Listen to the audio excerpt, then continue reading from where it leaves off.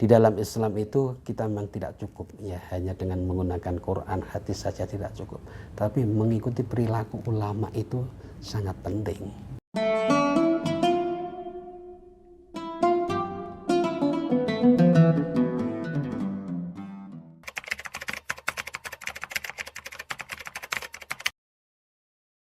Contoh misalnya apa yang dilakukan Kiai Abdul Wahab Hasbullah.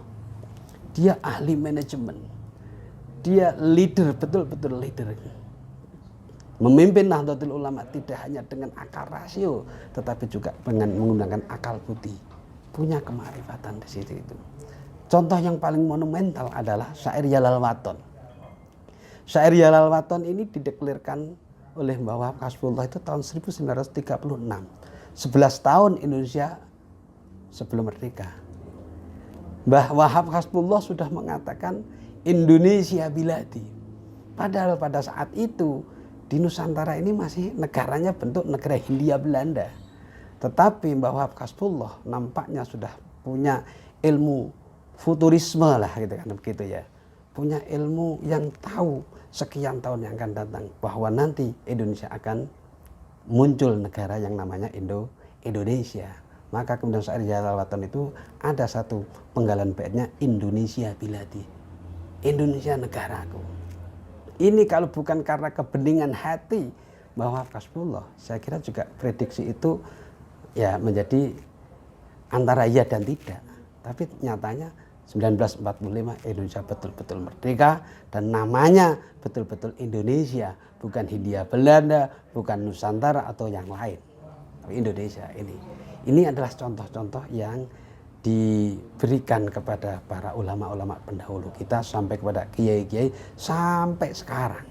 Ya, sampai sekarang itu ulama-ulama notabene mempunyai kearifan seperti itu, khususnya para ulama-ulama pengagem torekoh gitu ya. Para mursyid-mursyid torekoh itu semuanya mempunyai ilmu-ilmu karomah seperti itu. Ya. Semuanya itu saya mengatakan begitu. Mursyid-mursyid yang tergabung dalam Jatman Jamiyah Torekoh Al-Mu'tabarah An-Nahdliyah itu semuanya mempunyai karomah. Tentu masing-masing karomahnya juga berbeda-beda. Ada yang keramat dari sisi ekonomi, keramat dari sisi spiritualitas dan lain sebagainya itu. Ini saya kira merupakan satu kekuatan X yang menjadikan NU itu masih tetap eksis sampai sekarang. Walhasil saya akan mengatakan bahwa NU itu eksis karena apa? Didukung oleh doanya para aulia. Didukung oleh doanya para masyayikh yang mempunyai kebeningan hati sehingga ketika berkomunikasi dengan Allah Subhanahu wa taala dia sambung. Maka tidak heran kalau kemudian 1-2 ulama itu yang kemudian ketika berdoa itu menjadi kasunyatan. Ya, penghentikan nanti kasunyatan. Contoh yang sering kita jadikan yel-yel Pancasila Jaya. Sudah lama ini didengungkan oleh yang namanya Mbah Lim Klaten. Yang di mana-mana selalu pakai seragam Banser gitu ya. Dan itu mesti Indonesia Jaya. Ya, Indonesia harga mati gitu ya. Indonesia harga mati. NKRI harga mati, maaf. Ya, NKRI harga mati itu sudah didengungkan lama. Sebelum sekarang menjadi viral semuanya mengikuti semua NKRI harga mati. Tapi sebetulnya para ulama itu, khususnya Mbah Halim itu saya kira sudah bisa menerawang pada akhirnya nanti NU lah yang akan tetap jaya, yang punya komitmen kebangsaan yang tidak diragukan lagi. Sampai sekarang pun selalu yang didengungkan itu adalah bagaimana politik kebangsaan itu menjadi satu politik yang mesti harus dipertahankan oleh Nahdlatul Ulama. Itu ulama-ulama begitu ya. Belum ulama-ulama yang ahli Quran seperti Mbah Kiai Munawir Kerapia yang punya murid yang sangat-sangat handal dan menasional bahkan mendunia, Mbah Kiai Arwani Amin dari Kudus yang sekarang punya putra 2 yang hebat-hebat, Mbah Ulil Absar dan Mbah Ulil Nuha itu orang-orang hebat yang hatinya selalu dipenuhi dengan Al-Quran.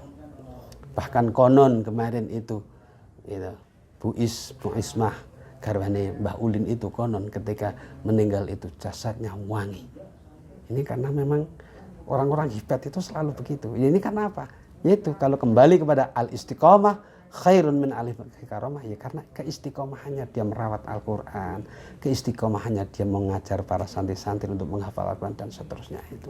Dan itu masih banyak cerita seperti itu ya.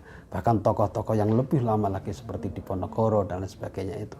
Diponegoro ini seorang mursyid thariqah ya. Maka perjuangannya dalam mempertahankan ingin mencapai kemerdekaan Indonesia ya, diperintah atau tidak diperintah itu sudah panggilan hati, bahwa mempertahankan negara itu adalah bagian dari iman itu sendiri ya. Hubbul watan minal iman yang muncul dalam syair Jalal Watan, sampai panah suatu saat hubbul watan dianggap hadis padahal itu bukan. Itu adalah sebuah kalimat bijak saja, tapi itu cukup memberikan satu motivasi tersendiri ya, memompa nasionalisme para Nahdliyin secara khusus dan para umat Islam Indonesia untuk bahu-membahu mengusir penjajah dari bumi Indonesia. Itu masih banyak lagi, saya kira banyak ulama-ulama seperti itu. Kalau taruhlah di Jawa Tengah ya, kita tahu Kiai Muslih Meranggen, betapa istiqomah Mbah Kiai Muslih itu. Sampai kitabnya Mbah Muslih itu, setiap kitab yang sudah pernah dibaca oleh Kiai Muslih pasti itu disarai. Di tepinya ini cerita dari bapak saya, karena bapak saya adalah santrinya Kiai Muslih dan juga Baiat Mursyid Thariqah juga dari Kiai Muslih Meranggen. Itu sering kali cerita kepada saya begitu, yang isinya betapa istiqomahnya Mbah Muslih dan betapa sederhananya kehidupan Mbah Kiai Muslih itu, sehingga sampai kemudian ya memunculkan keramat itu karena apa? Karena keistiqomahannya itu. Nah, inilah yang teladan yang mesti harus kita pedomini dan selalu kita usung dan kita pertahankan, sehingga dalam kita berkhidmah kepada Nahdlatul Ulama ini kita tidak merasa lelah. Betapapun berjuang di organisasi Nahdlatul Ulama nggak ada bayaran, nek perlu malah tombok yo tambah, tapi ya karena semangatnya adalah semangat mengemban amanah istiqomah, semangat mengemban amanah li'ila'i kalimatillahil ulya. Ya tentu ini sampai kepada generasi sekarang pun modal utama berjuang di Nahdlatul Ulama adalah istiqomah. Saya kira itu Mbah Kiai Muslih. Kemudian di kiri ada Mbah Hadi, seorang waliullah yang sangat terkenal. Kemudian kalau di mana lagi ada Mbah Soleh Darat, itu sangat hebat. Dimana pada saat itu seorang Kiai Soleh Darat sudah mampu membuat tafsir dalam bahasa Jawa. Ini kalau bukan karena mutabakhir fil ulum ya, karena menguasai dalam berbagai ilmu, tentu tidak mungkin membuat tafsir dengan bahasa Jawa itu. Itu satu kehebatan. Semuanya itu kalau kita lihat ceritanya tidak terlepas dari satu kata kunci, yaitu istiqomah. Baik istiqomah dalam beribadah, istiqomah dalam melakukan aksi-aksi sosial, itu semuanya adalah menjadi satu perilaku dan bahkan budaya para ulama-ulama pendahulu kita. Nah tentu kita sebagai generasi muda ini ya rasanya malu. Kita menjadi pengurus NU ini sekarang ini rasanya malu kalau melihat betapa hebatnya perjuangan para pendahulu itu. Ya, itu. Tetapi betapapun ya tentu kita berusaha seoptimal mungkin. Intinya adalah mengikuti para ulama, karena di dalam Islam itu kita memang tidak cukup ya hanya dengan menggunakan Quran, hadis saja tidak cukup, tapi mengikuti perilaku ulama itu sangat penting. Ya, satu contoh misalnya amalan-amalan, seringkali amalan puasa Rajab, kemudian nisfu Sya'ban, maulidan. Ya kalau kita hanya berbicara kepada dalil-dalil saja ya mungkin bisa saja kemudian kita sampai pada kesimpulan bid'ah begitu. Tetapi ketahuilah bahwa itu adalah perilaku para ulama, yang tentu para ulama itu tidak akan terlepas dari apa yang namanya Al-Quran dan As-Sunnah, itu pasti itu. Buktinya apa? Belakang ini kemudian banyak dimunculkan. Kalau yang dulu tahlil dan dianggap bid'ah, ternyata Kiai Munif Muslih mengarang satu kitab tentang dalil-dalil tahlil. Kemudian Mbah Maksum mengarang kitab, Mbah Ali Maksum Kerapyak mengarang kitab Hujjatu Ahli Sunnah wal Jamaah. Ini ternyata ditemukan belakangan, yang dulu dianggap bid'ah ternyata sekarang ditemukan dalilnya itu. Sehingga bisa dikatakan mungkin dulu yang mengatakan bid'ah itu mungkin karena belum ketemu dalilnya.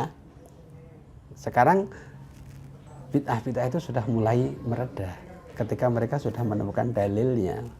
Lah mungkin ada satu dua kelompok yang masih tetap bid'ah itu ya mungkin akan mengalami hal yang sama. Ketika nanti sudah ketemu dalilnya ya mereka juga akan tidak mengatakan begitu lagi.